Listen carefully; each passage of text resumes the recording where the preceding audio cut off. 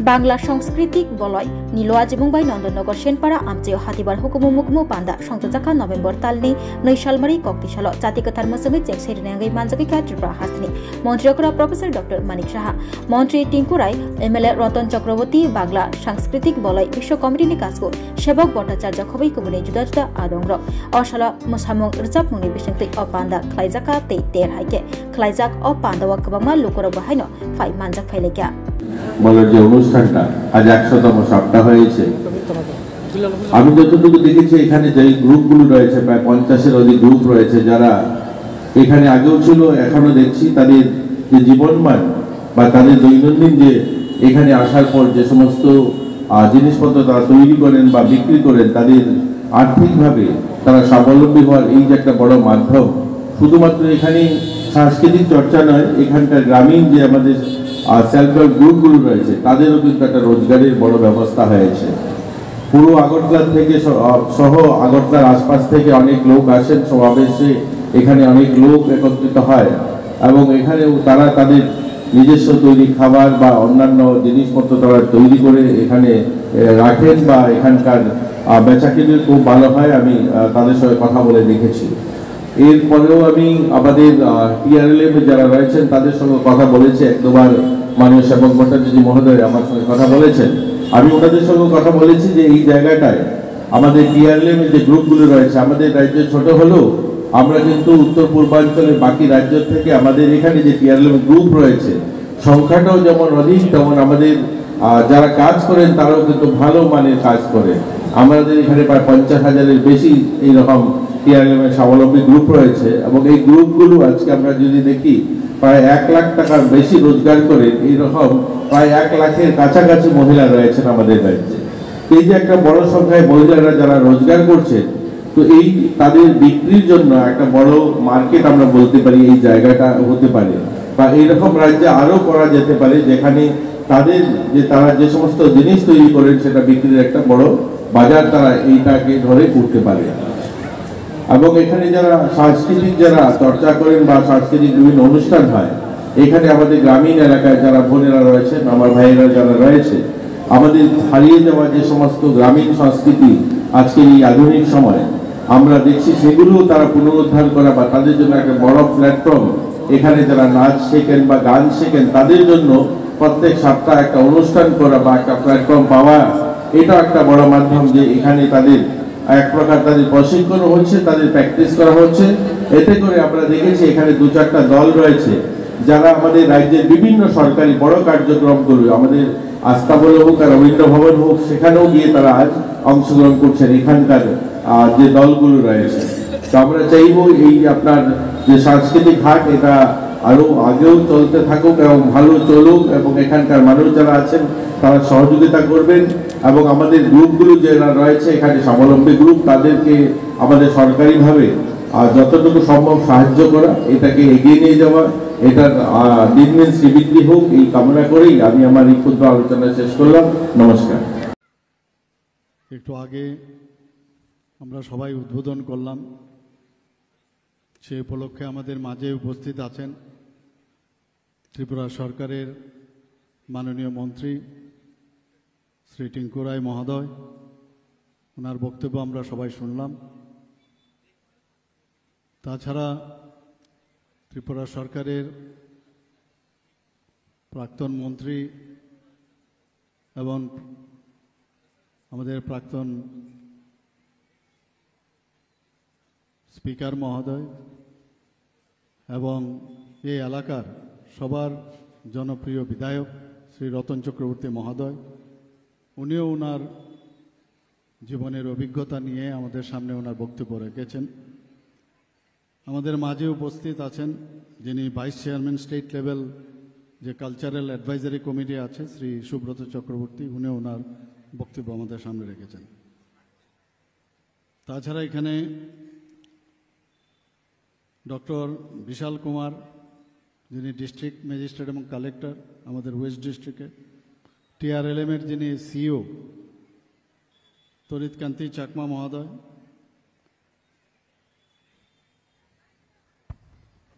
ইমাদুল হক vice president Bangla সংস্কৃতি বলয় বিশ্ব কমিটির, শ্রী নির্মল কুমার দেব, প্রেসিডেন্ট বাংলা সংস্কৃতি বলয়, শ্রীমতী সঙ্গমিত্রা নন্দী, ভাইস প্রেসিডেন্ট বাংলা সংস্কৃতি বলয়, শ্রীমতী বনিন্দিতা রায়, সেক্রেটারি বাংলা সংস্কৃতি বলয়, এবং যিনি আমাদের সামনে স্বাগত ভাষণ রেখেছেন, যার নেতৃত্বে এই বাংলা সাংস্কৃতিক বলয়ে যে ধারাবাহিকভাবে 100তম সাপ্তাহিক সাংস্কৃতিক হাটের উদযাপন হচ্ছে আজকে, আমাদের সবার প্রিয় শ্রী সেবক ভট্টাচার্য মহোদয়, বাংলা সংস্কৃতি বলয় বিশ্ব কমিটির সম্মানিত সভাপতি, তাছাড়া এখানে বিশিষ্ট ব্যক্তিবর্গরা উপস্থিত আছেন, যারা শিল্পীরা এখানে উপস্থিত, এলাকাবাসী, জনপ্রতিনিধি এবং আমার প্রিয় সাংবাদিক বন্ধুরা, সবাইকে আমি হার্দিক অভিনন্দন ও শুভেচ্ছা জানাচ্ছি।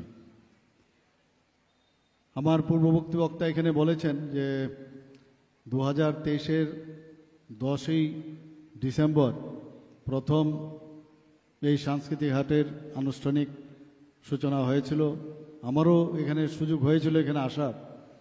গত বছরও এসেছি, এই বছরও আমি এখানে আসলাম, তাও 100তম সাপ্তাহিক হাটে।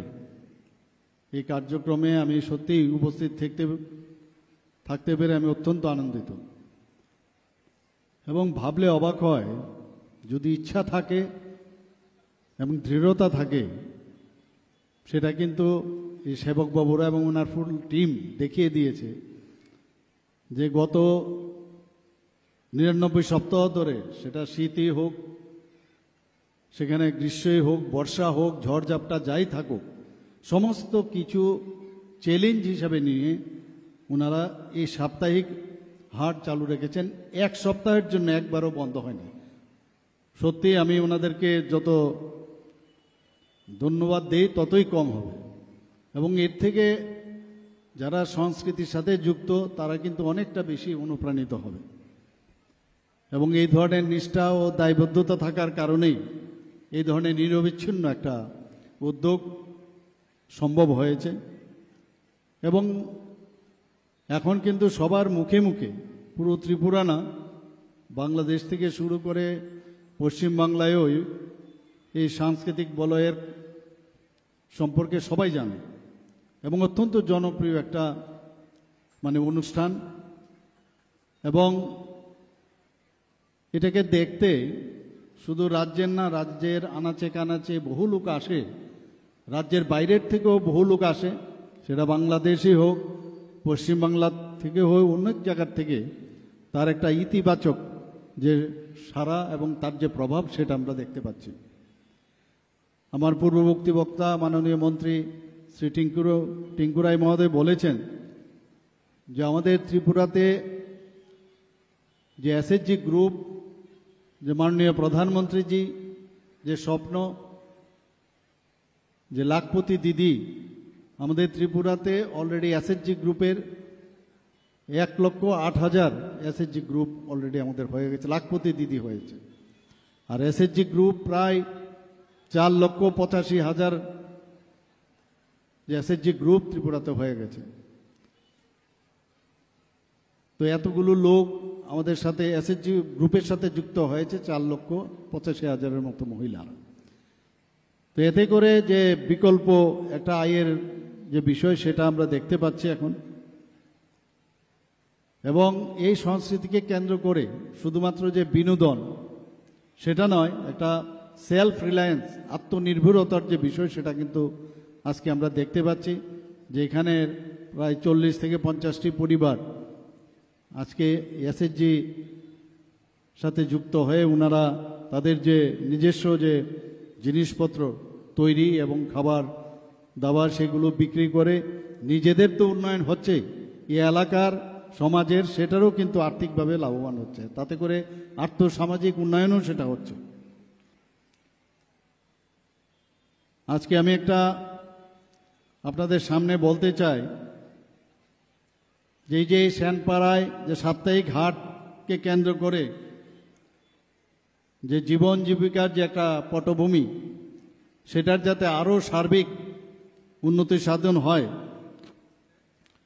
তার থেকে তাকে টিআরএলএমের পক্ষ থেকে, ত্রিপুরা গ্রামীণ জীবিকা মিশনের পক্ষ থেকে পশ্চিম ত্রিপুরা জেলা তথা পুরাতন আগরতলা ব্লককে আমরা মোট 50,25,000 টাকা দেওয়ার এককালীন একটা আর্থিক অনুদানের সিদ্ধান্ত নিয়েছি।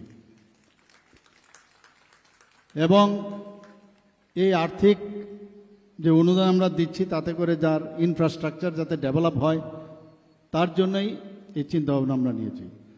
আমার পূর্ববর্তী বক্তারা যারা অলরেডি সংস্কৃতির সাথে যুক্ত রয়েছেন, তারা জানেন যে আমরা সংস্কৃতি ছাড়া কিন্তু কেউ বাঁচতে পারবো না।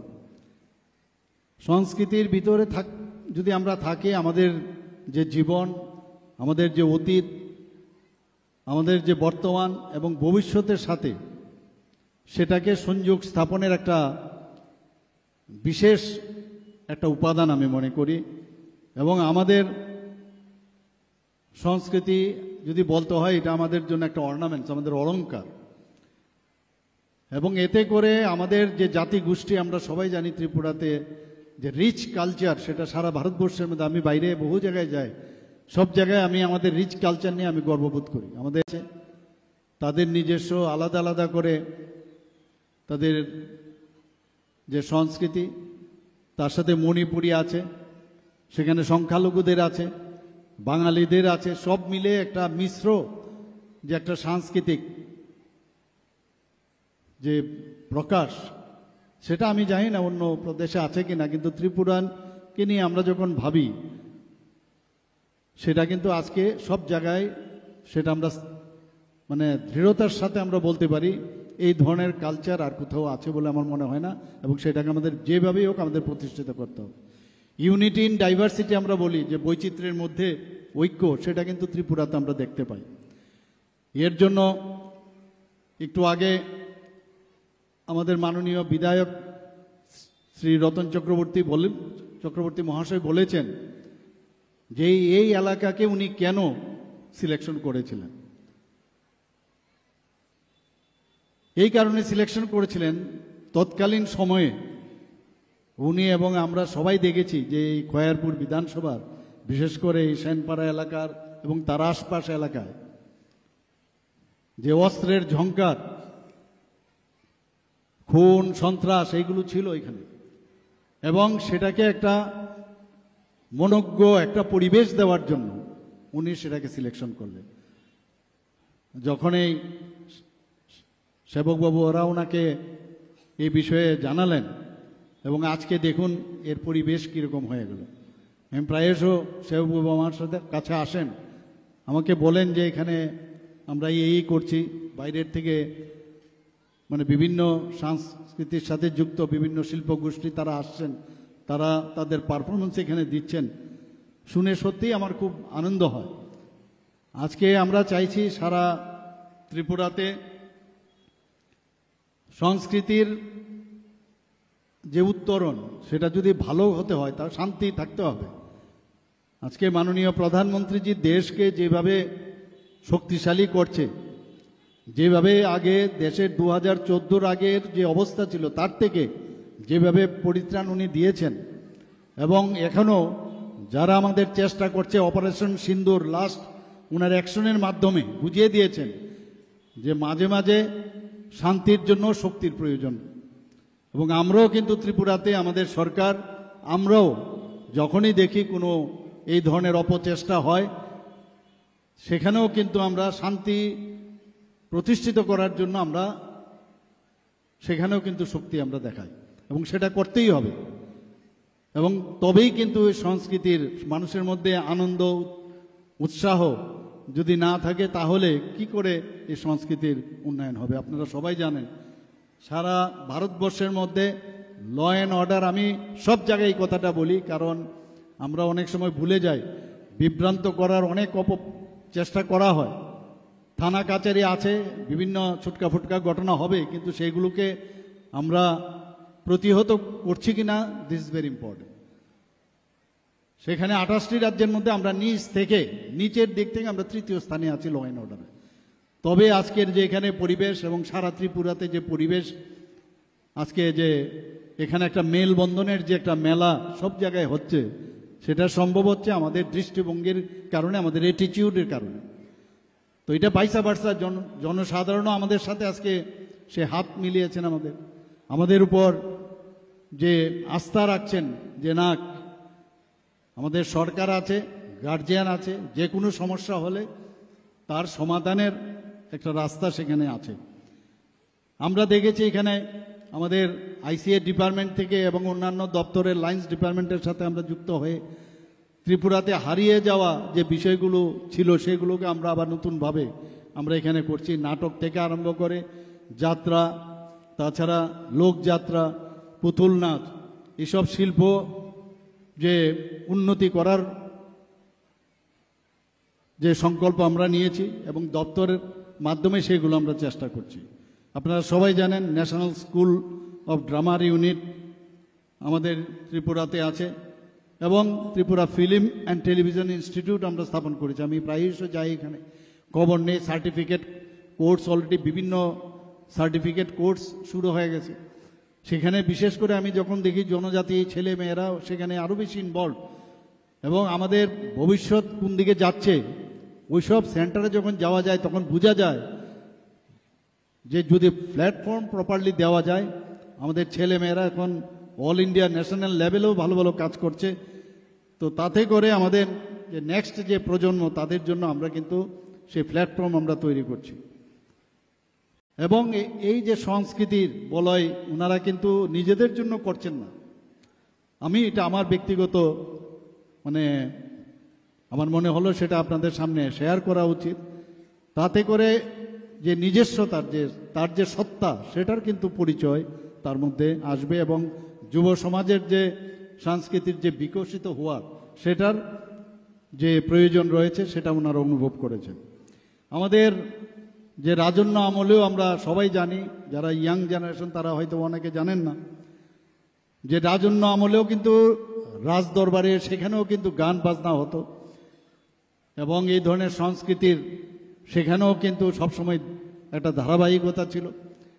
বাইরের থেকেও বহু নামি দামি ব্যক্তিরা ওখানে আসতেন এবং এই রাজন্য আমলের মানিক্য ডাইনেস্টির বহু রাজারা তারা নিজেরাও কিন্তু কবি ছিলেন, নিজেরা গান লিখেছেন, নিজেরা সুর সৃষ্টি করেছেন এবং রাজন্য আমলে কিন্তু পৃষ্ঠপোষকতাও ছিল এবং তাদের এই যে কাজগুলো আজকে তো এখানে আমাদের মধ্যে এই ধরনের যে যারা এই সংস্কৃতি বলয়ের মাধ্যমে এই যে সংস্কৃতিকে সামনে নেওয়ার জন্য যে কাজটা করছেন, সেটা কিন্তু আমাদের এই ত্রিপুরাতে কিন্তু রাজা দরবারও সেগুলো ছিল। আমাদের ত্রিপুরার সাথে আমরা সবাই জানি, যাকে ভুবনজয়ী বলা যায়, রবীন্দ্রনাথ ঠাকুরের সাথে আমাদের মানিক্য ডাইনেস্টির কয়েক জেনারেশন তার একটা বিরাট সম্পর্ক ছিল। উনি 7বার আমাদের ত্রিপুরাতে এসেছেন এবং শুধু এই যে হাট এখানে হয়েছে, শুধু এটা হাট নয়, আমি বলবো আমাদের যে পর্যটন বিভাগ আছে ওনাদের সাথে আমার কথা হয়, এতে করে কিন্তু পর্যটনেরও আগামী দিন যদি এটা ইনফ্রাস্ট্রাকচার আরও ডেভেলপ করা যায়, আমি নিশ্চয়ই এই বিষয়ে আমি ডিএম সাহেব এবং আমাদের টিআরএলএমের সাথে আমি কথা বলবো আরও কিভাবে তার ইনফ্রাস্ট্রাকচার করা যায়। কতটুকু জমি আছে আমার সেই বিষয়ে পুরো আইডিয়া নেই, যদি আরও জমি নেওয়া প্রয়োজন হয় সেটাও নিয়ে যাতে আরও এক্সটেনশন করা যায় এবং সেই কাজটাও আমরা করব আগামী দিনে। আমাদের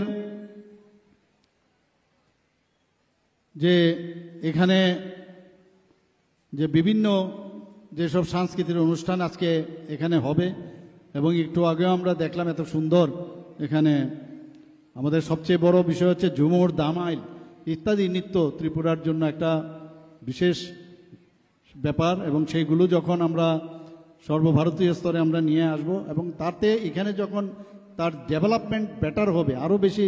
আমি সব জায়গায় বলি যে নাচ বা নৃত্য বা যে কোনো সাংস্কৃতিক যে বিষয়গুলো থাকবে, এটা ফাইন থেকে ফাইনেস্ট, তার জন্য ট্রেনিংয়ের যা যা দরকার সেইগুলোর ব্যবস্থাও আমাদের আইসিএ ডিপার্টমেন্ট থেকে সেগুলো আমরা করব। আমি আজকের এই যে অনুষ্ঠান, সেটা এই যে 100তম সাপ্তাহিক সাংস্কৃতিক হাটের যে উদযাপন আজকে হলো, সেটা বলল যে 1000 বছর আমাদের যিনি সুব্রতবাবু বললেন যে এটা 1000 সপ্তাহ কেন হবে না, নিশ্চয়ই সেটা হবে। এবং এইভাবে যারা এখানে ব্যাটন যেটা আছে ব্যাটনটা চেঞ্জ করে আরেকজনকে দেবে এবং তার উত্তরোত্তর এই বলয়ের সাংস্কৃতিক বলয়ের উত্তরোত্তর শ্রীবৃদ্ধি ঘটুক সে আশা রেখে সবাইকে অসংখ্য ধন্যবাদ জানিয়ে আমি আমার কথা বলা